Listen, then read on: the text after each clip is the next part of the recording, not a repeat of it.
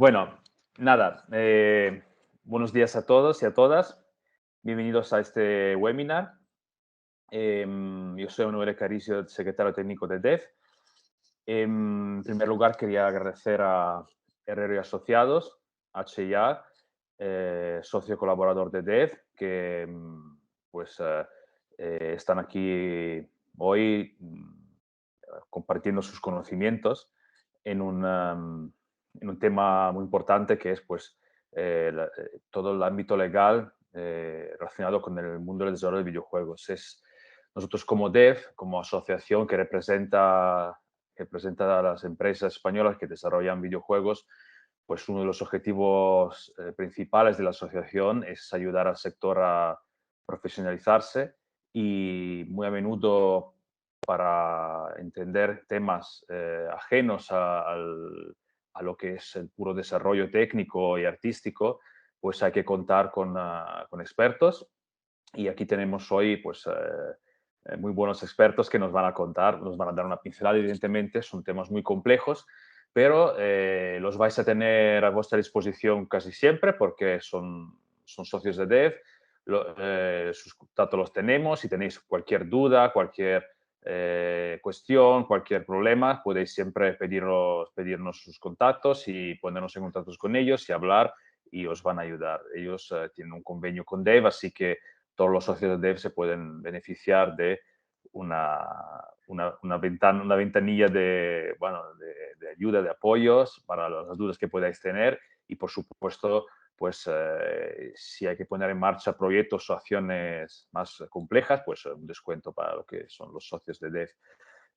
Muy brevemente recordaros lo que es DEF. DEF es una asociación que lleva existiendo 12 años, defiende los intereses del sector del desarrollo de videojuegos, de las empresas y microempresas y autónomos que estáis trabajando en el sector, que estáis poniendo en marcha vuestras empresas, que estáis luchando cada día para que vuestros juegos pues, se posicionen en los mercados internacionales. Y en eso, pues la propiedad intelectual es muy importante, la propiedad intelectual y la propiedad industrial, como industria cultural que somos, y su protección y su retención en lo que son los contratos con los publishers, la cláusula que se pueden firmar, son fundamentales para lo que es pues vuestro negocio.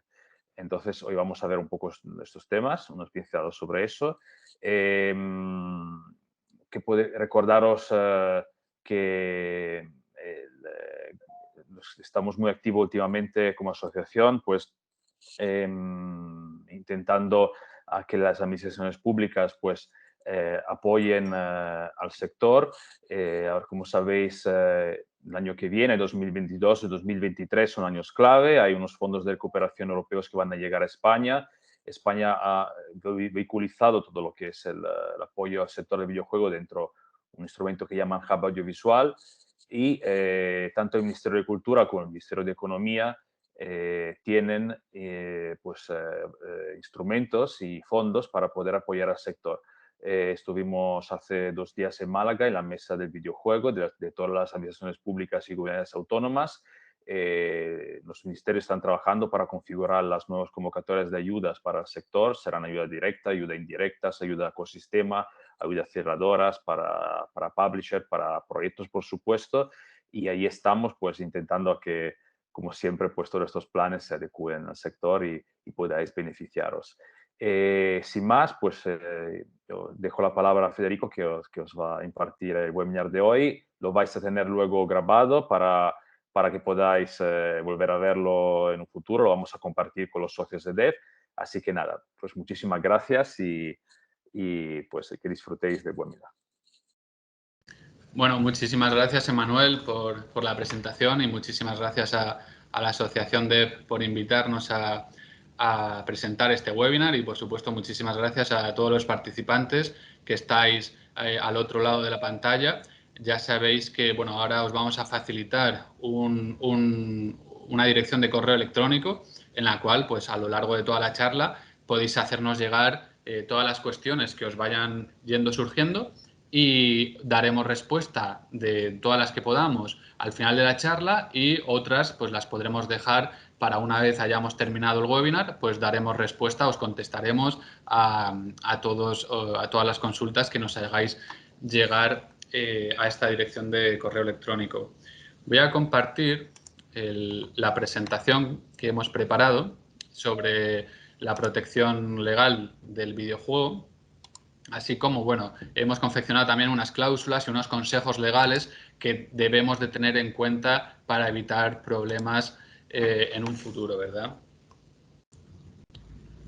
Vale, ok. Entiendo que estáis todos viendo la presentación. Si no es así, por favor, comunicármelo.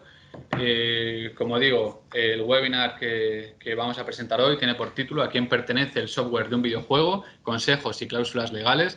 Es un webinar que estamos haciendo H&A, despacho de abogados, en colaboración con DEV, la Asociación de Desarrolladores de Software y Videojuegos, en resumidas cuentas, porque el título es bastante más amplio. Abajo del todo veréis la dirección de correo electrónico intelectual@herrero.es, en la cual pues podéis hacernos llegar todas las dudas que os puedan ir surgiendo a lo largo de la charla.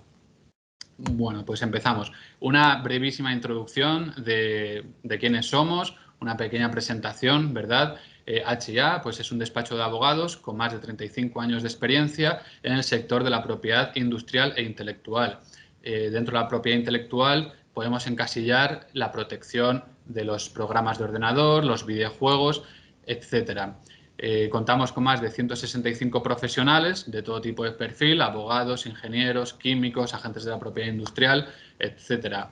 Actualmente en España estamos en las 11 ciudades más relevantes, más grandes por número de habitantes, así como también tenemos oficinas en Portugal, México, Brasil, Argentina y Colombia. Por lo tanto, podemos brindar a nuestros clientes un asesoramiento internacional, pues dado que tenemos abogados y personal en distintas jurisdicciones.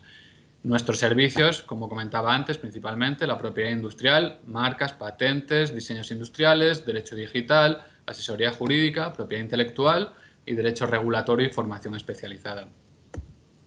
Dentro de la propiedad intelectual, pues bueno, nosotros nos encargamos, ¿verdad?, del asesoramiento general sobre derechos de autor, revisión de contratos, consultoría general, la protección de las creaciones, como podría ser un videojuego, todos los elementos independientes que forman parte de un videojuego, desde la marca, el código fuente, el nombre de dominio, los personajes del videojuego, todo esto lo vamos a ir viendo ahora más adelante. Entonces, bueno, desde nuestro departamento de propiedad intelectual podemos brindar esta protección y este asesoramiento en todas sus vertientes, incluido los registros de copyright.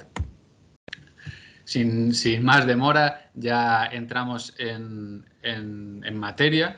Lo que queríamos hacer en un primer momento es, muchos de vosotros ya lo sabéis porque sois desarrolladores de videojuegos, entonces quizá alguna diapositiva os pueda parecer un poquito más básica, pero bueno, de cara a ir entrando en materia, también en materia legal, conviene hacer una introducción general. Un videojuego, la industria de los videojuegos, como sabréis, ha evolucionado muchísimo. En la primera diapositiva tenemos un ejemplo de lo que era un videojuego en 1980, la imagen del típico Pac-Man, ¿verdad? En los 80, al final, un videojuego estaba formado principalmente por código, era un programa informático con escasísimo valor audiovisual. No tenía apenas gráficos, elementos sonoros, recordaréis, ¿no? La cancioncita esta del Pac-Man y poco más. No tenía demasiada complejidad, incluso la protección al código informático, al código fuente o al código objeto era también escasa, dado que siempre, normalmente, la legislación va por detrás de la sociedad, ¿verdad? La sociedad evoluciona y las leyes van a remolque de cómo va evolucionando la sociedad. En la actualidad, bueno, por poner en la actualidad, pues en los años 2000, 2010, vemos aquí una imagen de un coche derrapando, podría ser perfectamente la imagen de un videojuego, como si pudiese ser el Need for Speed. Es completamente distinto a cómo era un videojuego hace 30, 40 años. Aquí sí que tenemos bandas sonoras, tenemos elementos gráficos totalmente perfeccionados y bueno, ahora mismo en los últimos 3-4 años y con la reciente explosión de los NFTs, de los tokens no fungibles, pues ahora mismo un videojuego es completamente interactivo. Cualquier participante, cualquier usuario del videojuego puede crear sus propios elementos que formen parte del videojuego. Entonces, bueno, sí que es verdad que podría faltar incluso aquí en esta diapositiva, podría faltar una última imagen que sería ya la incorporada con los NFTs, ¿verdad? En 1980 Pac-Man, en los años 2000 un Need for Speed y ahora ya es la evolución total. Entonces, bueno, simplemente estas diferencias. Podríamos decir que es un programa de ordenador o también una obra audiovisual. Es aquí en el sector jurídico que resulta también fundamental para luego entender la jurisprudencia y cómo se está regulando a nivel legal, ¿no? Toda esta materia resulta fundamental. ¿Es un programa de ordenador? Sí, correcto. ¿Es una obra audiovisual? Pues también, ¿verdad? Porque tiene muchos elementos gráficos y sonoros que debemos tener en cuenta. Entonces, resulta muy importante la sentencia del Tribunal de Justicia de la Unión Europea del 2014 en el asunto que enfrentaba a Nintendo, las famosas videoconsolas, contra la empresa PC Box. En esta sentencia es de gran relevancia, dado que estableció que los videojuegos son un material complejo. La clave es que es complejo. El videojuego es la obra más compleja que podemos enfrentarnos en el mundo de la propiedad intelectual, que incluye no solo un programa de ordenador, sino también elementos gráficos y sonoros, que aunque codificados en lenguaje informático, tienen un valor creativo propio que no puede reducirse a dicha codificación. Es decir, no podemos dejar de lado los elementos gráficos y sonoros y centrarnos simplemente en el lenguaje informático. Por lo tanto, a efectos legales, un videojuego hay que tener claro que es una obra compleja que incluye un programa de ordenador e incluye elementos gráficos y sonoros. La principal regulación de los videojuegos se remonta a bastantes años atrás. En el Convenio de Berna, en 1886, en este Convenio de Berna no se habla de videojuegos ni de programas informáticos porque pues, en esa época no existían, pero sí que nos deja la primera base a la cual acogernos, que decía que los términos obras literarias comprenden todas las producciones en el ámbito literario.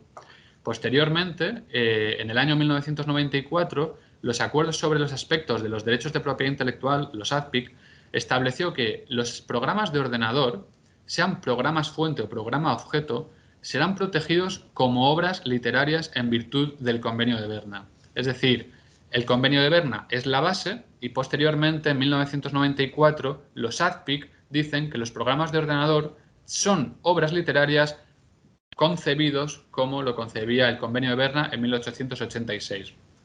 Esta, digamos, es el primer nexo que debemos hacer para definir la protección legal, dónde se encuentra.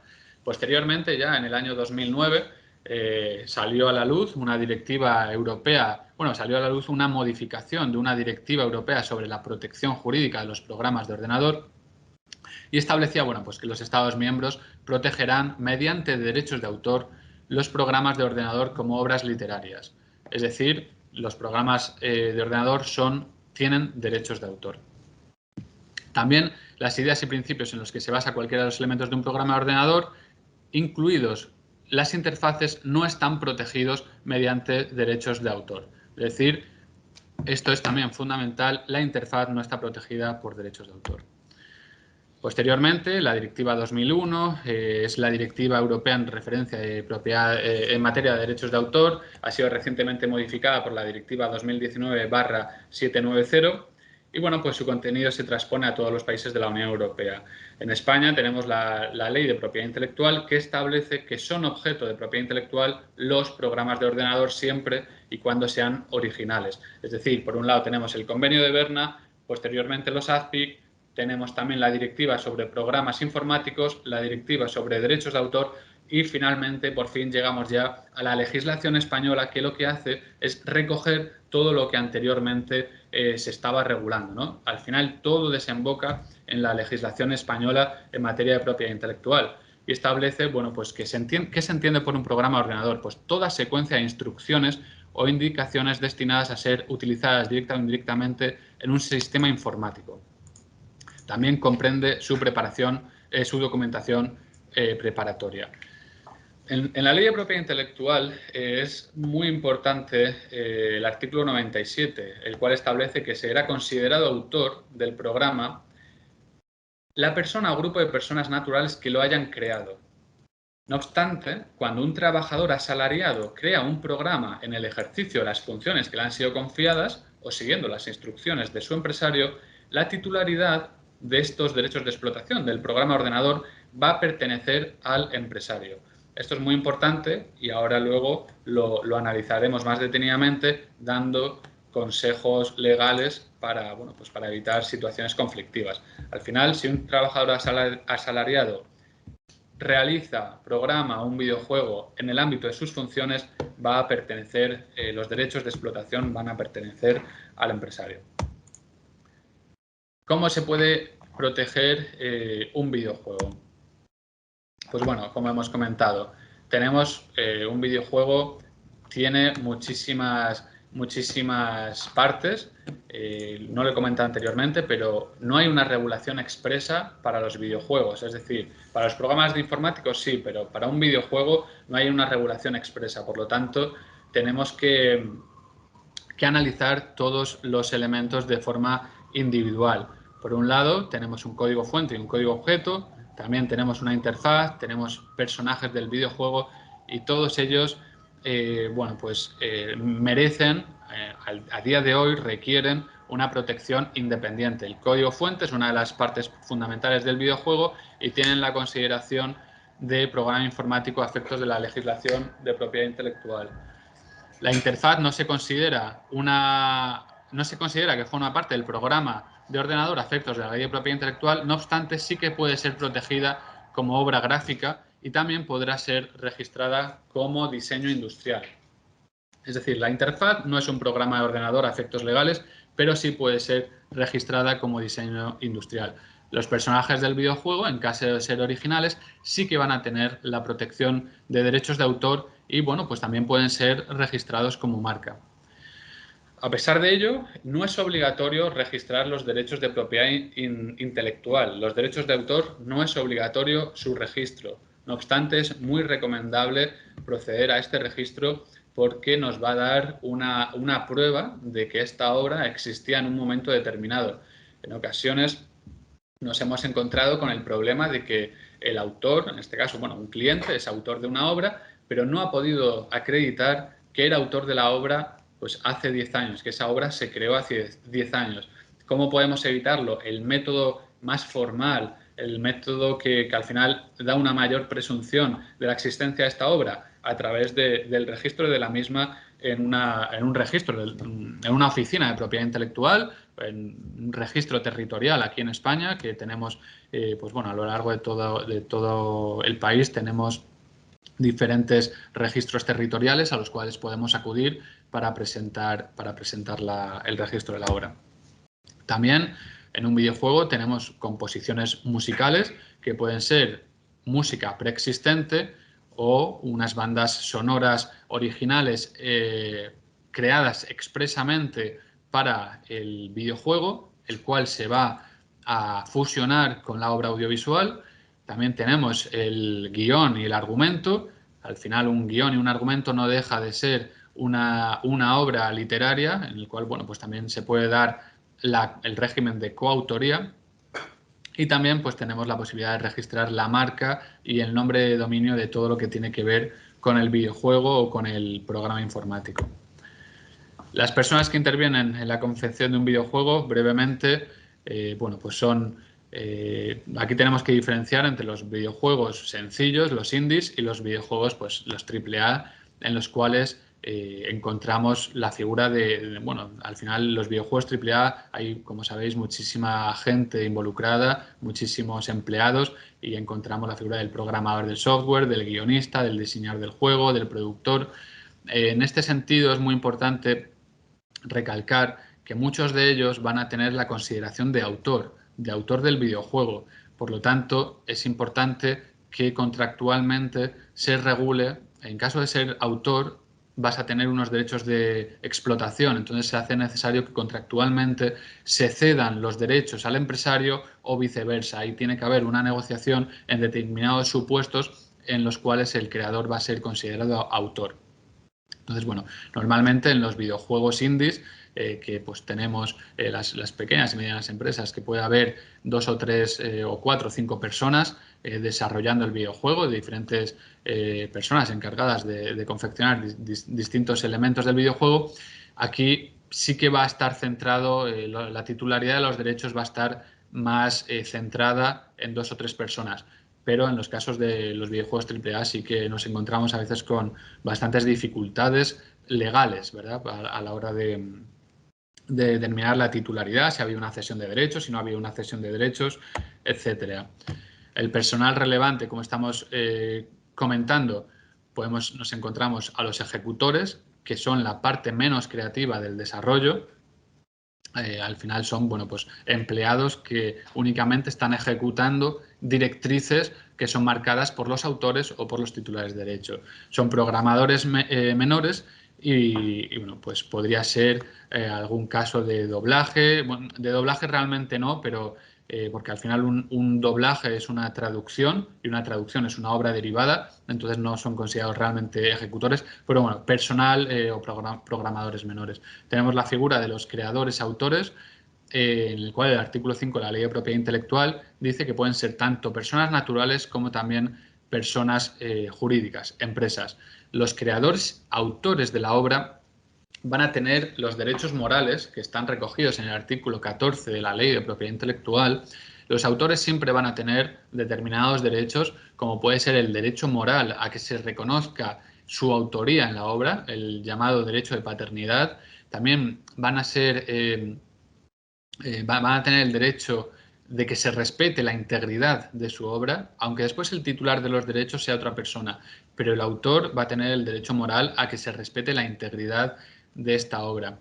Y luego tenemos pues los titulares de derecho, que al final son los que pueden explotar económicamente las creaciones. Puede que una persona, un programador en una empresa de desarrollo de software puede ser considerado autor, pero después no va a tener los derechos de explotación del videojuego que ha creado. Al final, estos derechos, normalmente, ahora lo veremos más adelante, los va a tener el empresario. Entonces, los derechos patrimoniales, los derechos de explotación de una obra pueden ser cedidos tanto al empresario, tanto a terceras personas a cambio de una remuneración. Tú puedes ceder tus derechos de explotación del videojuego a cambio pues, de una cantidad económica que las partes negocian, que las partes acuerden. Entonces, el cedente va a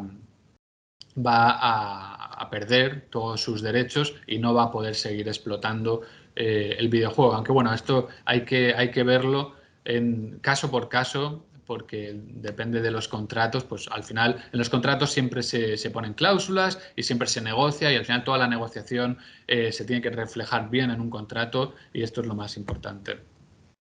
Finalmente, tenemos que hablar de a quiénes pertenecen los derechos.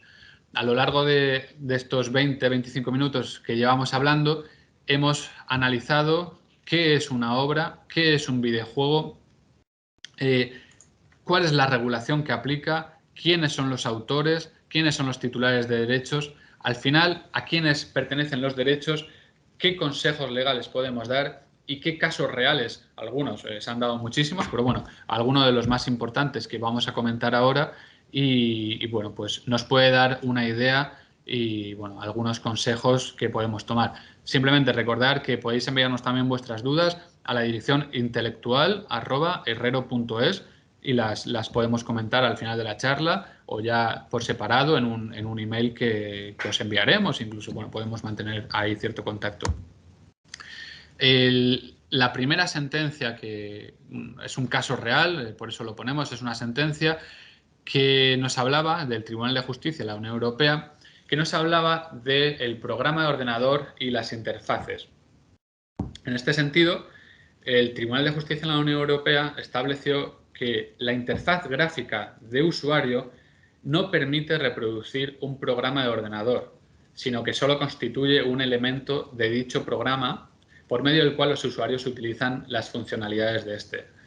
No obstante, ni la funcionalidad de un programa ni el lenguaje de programación constituyen una forma de expresión del programa y por este motivo carecen de la protección de derecho de autor sobre programas de ordenador.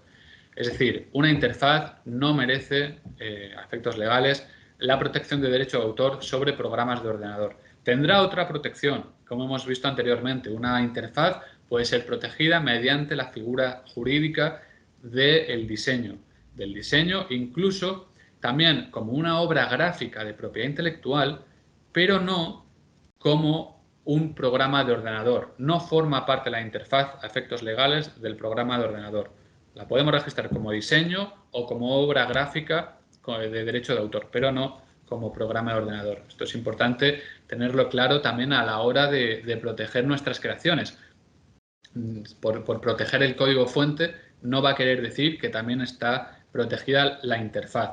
Ahora vamos a ver la importancia de esto.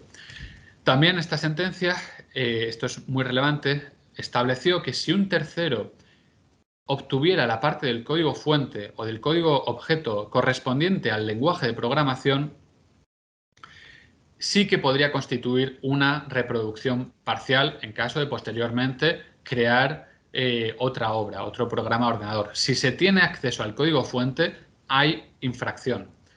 Otro caso es, como el otro punto que mencionamos a continuación, es que no hay infracción de derecho de autor sobre el programa de ordenador cuando no se ha tenido acceso al código fuente, sino que se ha creado una obra simplemente estudiando, observando y verificando ese programa con el fin de reproducir su funcionalidad en una nueva obra. Es decir, si simplemente estamos observando y estudiando la interfaz, la funcionalidad y bueno, pues al final el lenguaje de programación, esto no va a constituir una infracción. La mera observación no es infracción. Únicamente vamos a hablar de infracción en caso de que hayamos tenido acceso al código fuente.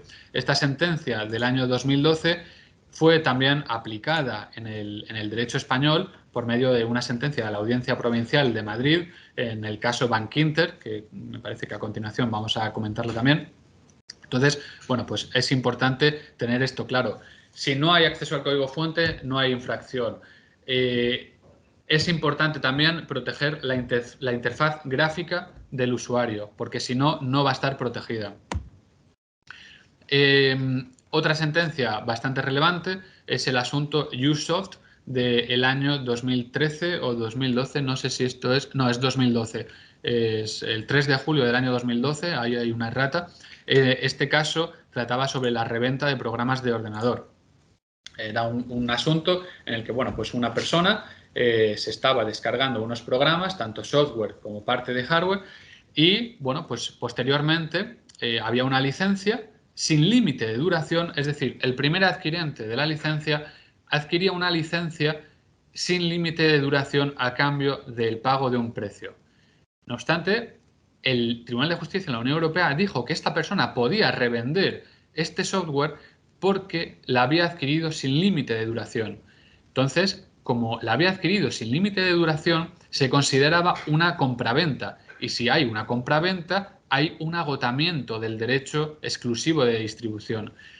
La clave, en este caso, que podemos aplicar a nuestras empresas y a nuestro día a día, es si concedemos una licencia sin límite de duración, es una compraventa y por tanto el adquirente de nuestra licencia la va a poder revender posteriormente a futuras personas. No obstante, si en la licencia que nosotros estamos concediendo a cualquier persona, a cualquier tercero, ponemos un límite, hacemos una limitación de tiempo en cuanto a esta licencia, por ejemplo, podemos decir que es una licencia por 4 años, 5 años, 3 años, entonces esto sí que se considera licencia y no se considera una compraventa. Entonces, en este caso, no habrá agotamiento del derecho de distribución y no podrá esta tercera persona revender posteriormente el programa informático. En cuanto a la titularidad de programas de ordenador, esto es muy relevante El artículo 96.4 de la Ley de Propiedad Intelectual establece que cuando un trabajador asalariado, importante la palabra asalariado, cuando un trabajador asalariado cree un programa de ordenador en el ejercicio de sus funciones, también muy importante, en el ejercicio de sus funciones que le han sido confiadas o siguiendo las instrucciones de su empresario, la titularidad de los derechos de explotación van a corresponder exclusivamente al empresario. Aquí vemos 4 partes fundamentales. Trabajador asalariado, es decir, si es un trabajador autónomo, no se va a considerar asalariado y, por tanto, no se va a presumir la cesión de derechos al empresario. También, importante, en el ejercicio de sus funciones. Esto es muy importante. Ahora vamos a ver, ¿no?, la importancia de este punto. Es bastante relevante la sentencia de la Audiencia Provincial de Valencia del 6 de octubre del 2020, en el cual, bueno, pues estableció que había un trabajador que había sido, un conflicto legal, ¿verdad? Y pues era un trabajador que había sido contratado para, pues en el ejercicio de sus funciones estaba programar. Entonces, pues había hecho un programa informático y él se consideraba que era suyo. Pero bueno, al final el Tribunal de la Audiencia Provincial de Valencia estableció que no, que había sido un trabajo que formaba parte de sus funciones del día a día, entonces la titularidad de los derechos de explotación iban a pertenecer al empresario. Consejos que podemos dar en este punto de la titularidad de programas de ordenador. Es muy importante establecer contractualmente que los desarrollos creados por el trabajador van a pertenecer al empresario. Siempre es mejor prevenir que curar. Es mejor tener una actitud proactiva, una actitud de adelantarnos a los problemas. Podríamos no decir nada, hacer un contrato con un programador para mi estudio de desarrollo de videojuegos o de programas informáticos y decirle, bueno, tú, programador, el trabajo que estás haciendo me va a pertenecer a mí por ley. Pero para adelantarnos a futuros problemas es muy recomendable que en el contrato con el programador se establezca que todos los derechos de explotación del trabajo que va a estar haciendo a nuestras órdenes, esos derechos de las obras originales nos va a pertenecer a nosotros como empresario. También es importante reconocer en el contrato con el trabajador autónomo que éste cede los derechos de explotación de la obra resultante. Es decir, nosotros podemos hacer un contrato, encargar el desarrollo de un videojuego, podemos encargar a una persona autónoma o incluso a terceras empresas, podemos encargar el desarrollo de un programa informático, pero aquí sí que va a resultar fundamental establecer contractualmente que se ceden los derechos de explotación de la obra al empresario. Porque si no, al final los derechos de esta persona autónoma no los va a haber cedido y le van a pertenecer a él y va a haber seguramente un problema jurídico. También, otro consejo, lo que comentaba antes del caso Bankinter, en caso de desarrollo de software por encargo, establecer contractualmente la obligación de entregar el código fuente al empresario. Es decir, además de que esta persona autónoma o este encargo de outsourcing, una empresa tercera, confeccione, ¿no?, programe un programa informático, pues es muy importante también que en el contrato pongamos que está obligado a la cesión de los derechos de autor y además a la obligación de entregar el código fuente al empresario, porque si no también pueden surgir problemas como en el asunto que mencionaba del asunto Bankinter, que llegó hasta la Audiencia Provincial de Madrid en el año 2020 y finalmente, de hecho, puede haber disparidad de criterios con la decisión de la Audiencia Provincial de Madrid, pero finalmente este tribunal dijo que el creador del programa informático no estaba obligado a entregar el código fuente. Por lo tanto, el empresario que había encargado este programa informático pues se vio en la tesitura de que legalmente no tenía el derecho de acceder al código fuente porque en el contrato no lo habían establecido. Entonces, muy importante establecer contractualmente que el autónomo o esta tercera persona tiene la obligación de hacernos llegar el código fuente. A continuación, mi compañero Roberto va a hablar de unos temas muy interesantes que afectan al geobloqueo, a la manera de distribuir los programas informáticos. Y nada, os dejo con él y ya sabéis, podéis irnos enviando todas las dudas o todas las consultas que os puedan estar surgiendo y ahora, posteriormente, daremos respuesta a las mismas. Hola, muy buenos días a todos. Lo primero, gracias Federico por cederme la palabra. Como os decía, yo, con vuestro permiso, me voy a apartar un poco del tema de la autoría, porque creo que esto también es muy interesante y está bastante de actualidad, y es el tema del geobloqueo, en concreto el geobloqueo de los videojuegos. Para empezar, ¿qué es el geobloqueo? Porque es una palabra que no está en nuestra vocabulario normalmente, aunque luego en la práctica muchas veces nos encontramos con ello. En el sentido estricto, geobloqueo, pues, como su nombre indica, es bloquear o limitar el acceso en función de la localización geográfica del usuario. Pero para la Unión Europea no solo es esto, también se considera geobloqueo el redirigir al usuario una versión diferente de la interfaz en línea a la que éste quería acceder. Es decir, si yo estoy en España e intento acceder a una web francesa, pero se me redirige sin mi consentimiento a la web española porque la web rastrea mi IP y dice tú estás en España, tienes que quedarte en España, eso es geobloqueo. Y aún más ampliamente se puede entender que aplicar al usuario condiciones de acceso y condiciones generales diferentes en función de dónde esté localizado es geobloqueo. Es decir, si las condiciones de compra, por ejemplo, en una plataforma alemana son diferentes a la española y yo quiero comprar a través de la aplicación alemana, se me deben aplicar las normativas de la web alemana, no la española. En este sentido, en el año 2018 y fue revisado luego en 2020, la Unión Europea sacó un reglamento para evitar este tipo de prácticas. Es decir, cuando el geobloqueo está injustificado, la Unión Europea lo ha prohibido. Este reglamento es directamente aplicable, no hace falta una transposición en la ley española.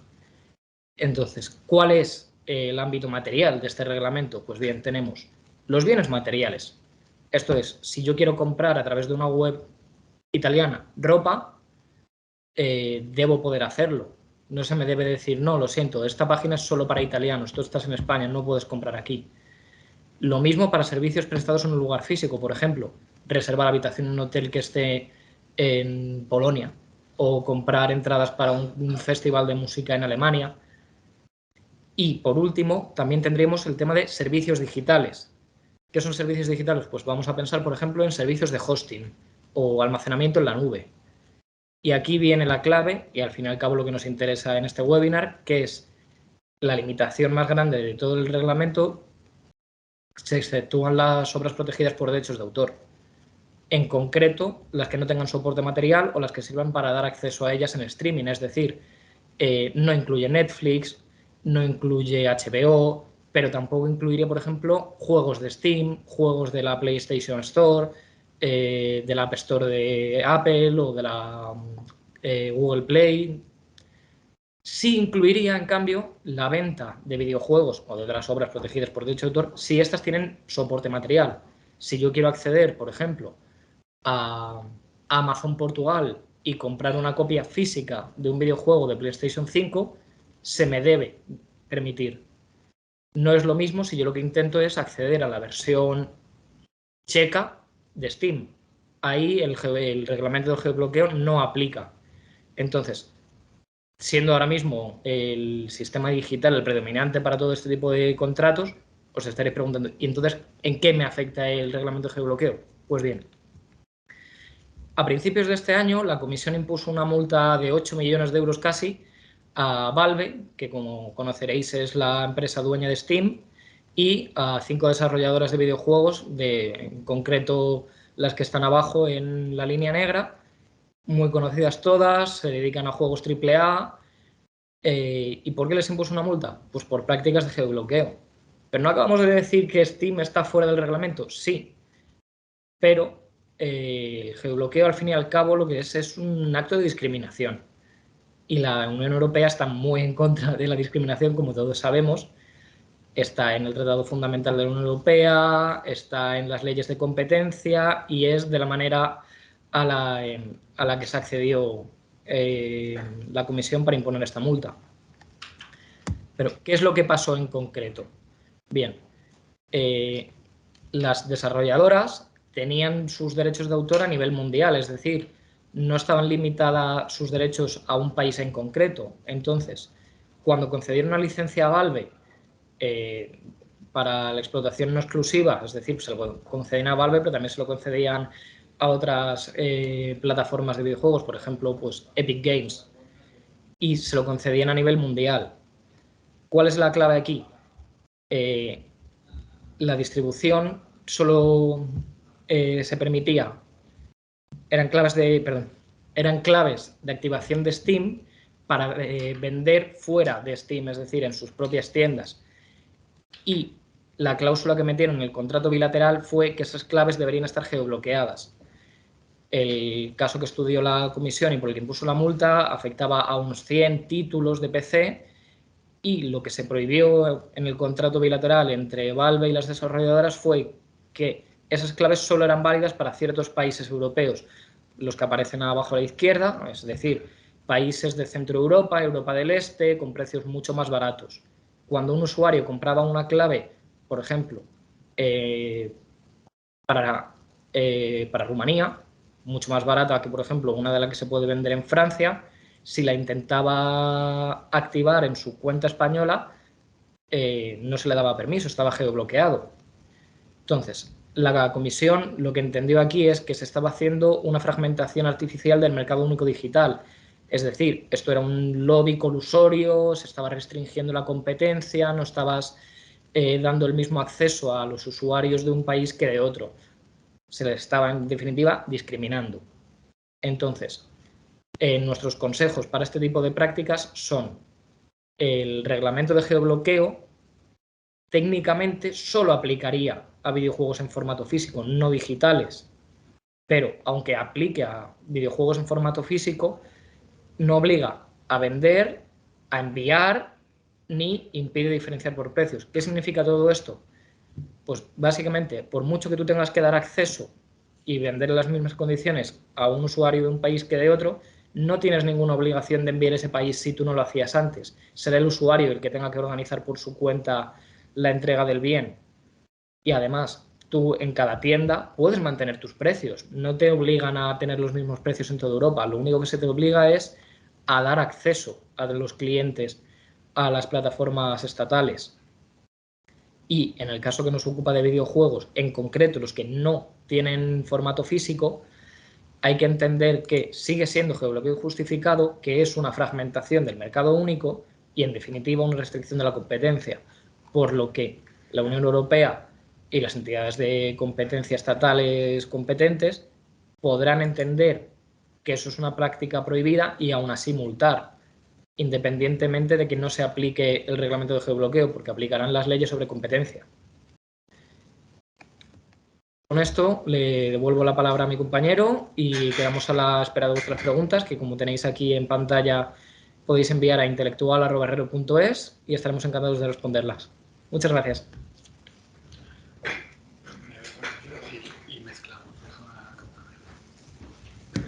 Bueno, gracias Roberto, muchas gracias a todos. Espero que os haya gustado el webinar, el contenido y nuestras explicaciones. Es un mundo muy complejo que la verdad merece una explicación en muchos casos más pausada y más detallada, ¿verdad? Porque al final tenemos mucha casuística, muchas sentencias, muchos casos distintos con resultados distintos. Entonces, bueno, pues hemos intentado hacer una visión general de la protección de los videojuegos y los programas informáticos, que confiamos en que os haya gustado. Voy a meterme a continuación al correo a ver vuestras consultas. Vale. Tenemos aquí una pregunta que nos hace Cristina. Tengo una pequeña desarrolladora de juegos para móvil. ¿Mis empleados tienen algún derecho sobre los juegos en los que trabajan? Vale, nada, Cristina, tienes una pequeña desarrolladora de juegos para móviles. ¿Tus empleados tienen algún derecho sobre los juegos en los que trabajan? Lo que hemos comentado, tenemos que ver el contrato laboral de tus empleados. Si tus empleados están trabajando las funciones por las que han sido contratados tus empleados es para programar el videojuego, entonces ellos van a poder tener derechos morales. Los derechos morales no son transmisibles, siempre les van a pertenecer a ellos. No obstante, como han sido obras creadas en virtud de esta relación empresarial, de esta relación trabajador-empresario, los derechos de explotación de sus trabajos, siempre y cuando pertenezca a la relación laboral por la que o se une a estas personas, entonces los derechos de explotación van a pertenecer al empleador, en este caso tú, y el empleado únicamente va a tener los derechos morales a que se le reconozca como, al final es como los créditos, ¿no? Los créditos en las películas, al final pues nos dicen el autor de la canción, el diseñador de esto, el diseñador del otro. Al final esos son los créditos. Esto es el derecho de paternidad de la obra, el derecho a que se le reconozca como autor de la obra, y en este caso, siempre y cuando la relación sea, el trabajador sea para programar el videojuego, únicamente va a tener estos derechos. Nos hacen otra pregunta. A ver, ¿puedo hacer un videojuego basado en una película o un cómic? Bueno, por poder sí que puedes hacerlo. Lo que pasa que vas a tener problemas si no consigues la autorización del titular de los derechos. Es decir, pongamos un caso muy claro, un videojuego que incluya a Spider-Man, por ejemplo. Pues Spider-Man tiene seguramente sus derechos de autor y además va a tener una protección conferida como marca. Spider-Man, no lo he comprobado, pero con casi total seguridad está registrado a nivel mundial en todos los países del mundo como marca. Entonces, si tú quieres incluir pues a un personaje de un cómic en un videojuego, vas a necesitar sí o sí una autorización del titular de los derechos, no del autor. El autor puede que sea un desconocido, un diseñador que es completamente desconocido. La autorización que vas a necesitar es del titular de los derechos. Es posible que el autor, que el creador de Spider-Man, en este caso, es posible que el creador además sea el titular de los derechos, porque nunca los ha cedido y bueno, pues el creador se ha mantenido con la totalidad de la titularidad de los derechos. Pero lo normal es que haya cedido, el autor del muñeco de Spider-Man haya cedido los derechos a una multinacional como Universal o Marvel o DC, al final a una multinacional. Entonces vamos a tener que solicitar la autorización para poder utilizar estos videojuegos, este personaje en el videojuego. Vamos a necesitar una autorización, porque si no, con absoluta seguridad, dependiendo un poco también de la difusión que pueda tener tu videojuego, con absoluta seguridad vas a recibir un requerimiento de cese. Es posible que te pidan una indemnización en función del beneficio obtenido por hacer uso de una obra protegida sin autorización. Entonces, recomendamos evidentemente que se acuerde un contrato de licencia por el cual se te licencie a utilizar a este personaje. Vamos a ver más preguntas. Espero haberte respondido a la pregunta y en cualquier caso quedamos a tu disposición también para ampliar la información. Otra pregunta nos hace Mario. Si tengo un socio de mi empresa, ¿somos los dos coautores a partes iguales? Si tengo un socio en mi empresa, somos los dos coautores. No. Vamos a ver, sí y no. Podemos tener una empresa. Autor, al final, Mario, siempre va a ser la persona que haga la obra. Es decir, lo que comentábamos antes, un empleado. El empleado que está programando, este va a ser el autor. El titular de los derechos después va a ser el empresario. Esta es la diferencia. Entonces, me preguntas, si tengo un socio en mi empresa, somos los dos coautores a partes iguales. Lo que podréis ser en cotitularidad, lo que vais a poder ser es cotitulares de los derechos de explotación de la obra en cuestión, pues si es un programa informático o lo que sea.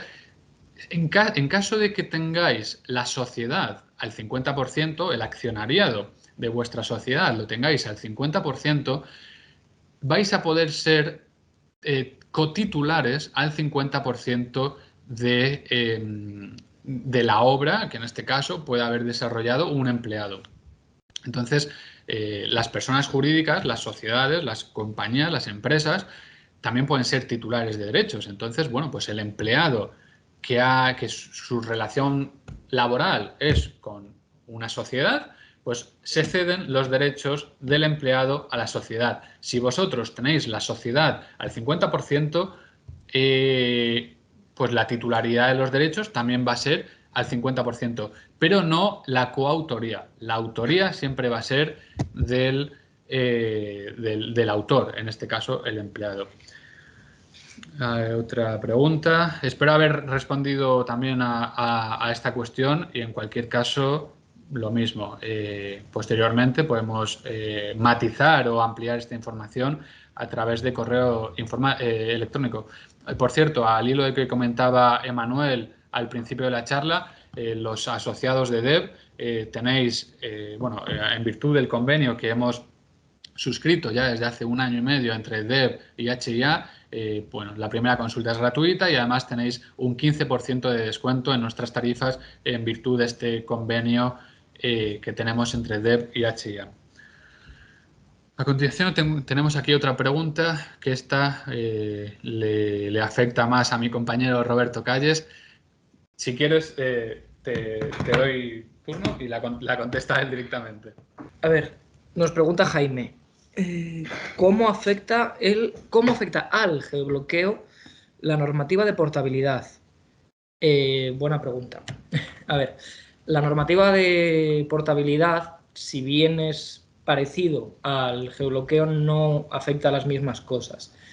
A muchos os sonará la portabilidad de también una directiva europea de hace unos pocos años, no recuerdo bien si era en 2018, 2017 quizá, pero la portabilidad lo que afecta es a poder llevarte tus servicios fuera de tu país, mientras que el geobloqueo lo que te permite es traerte cosas, es decir, la portabilidad está pensada pues para Netflix, por ejemplo, o para HBO.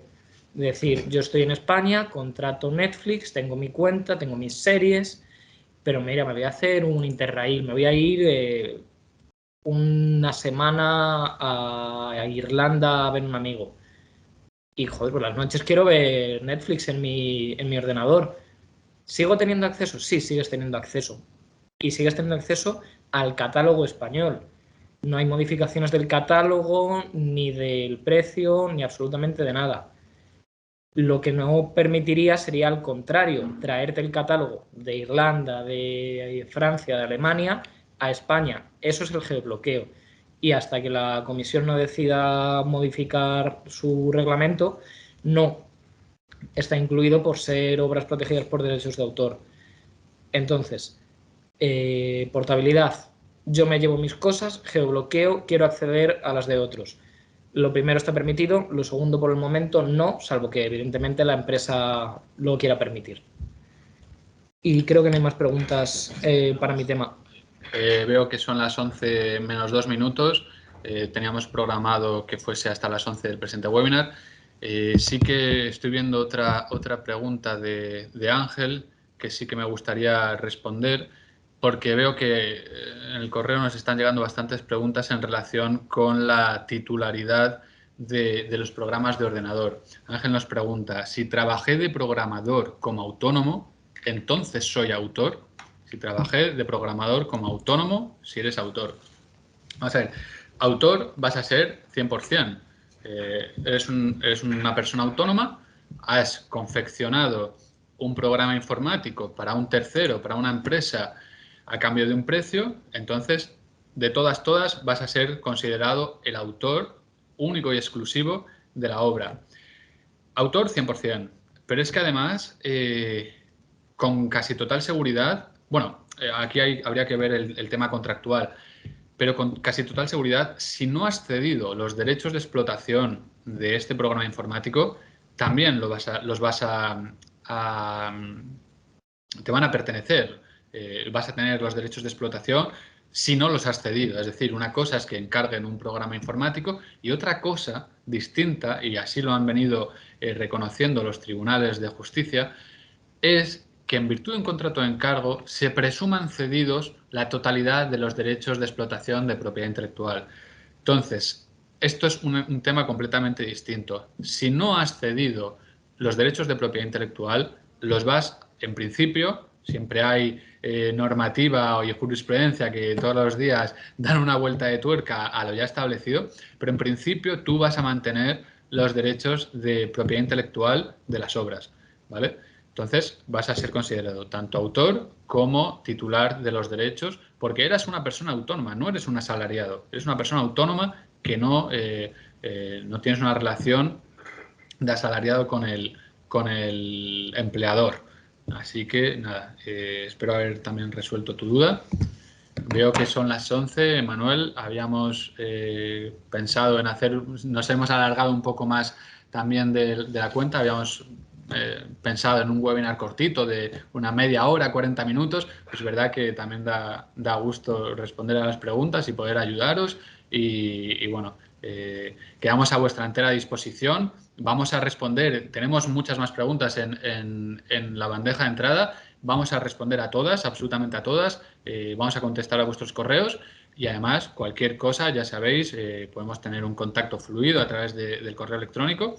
Y sin más, Manuel, si quieres te cedo la palabra para la despedida. Yo, por mi parte y por la parte de Roberto, muchísimas gracias a todos por asistir a este webinar. Quedamos a vuestra entera disposición y quizá nos podamos ver también en futuras ocasiones.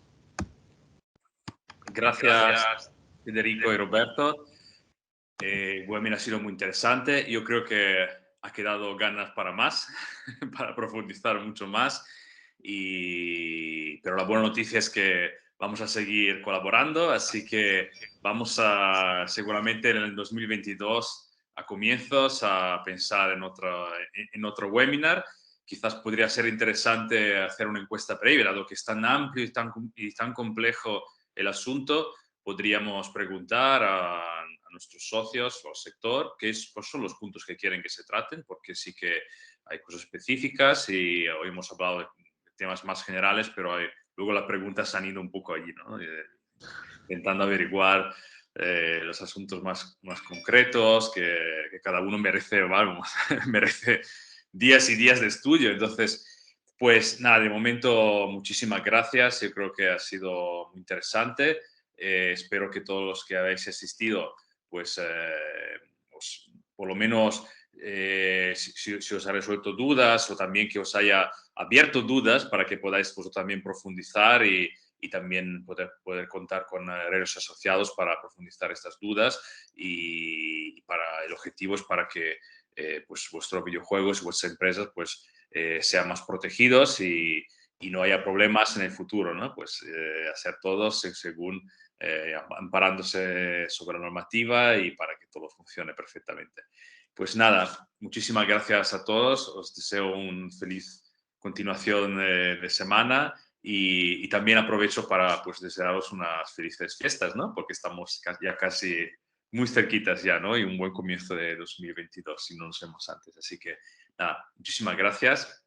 Un saludo a todos.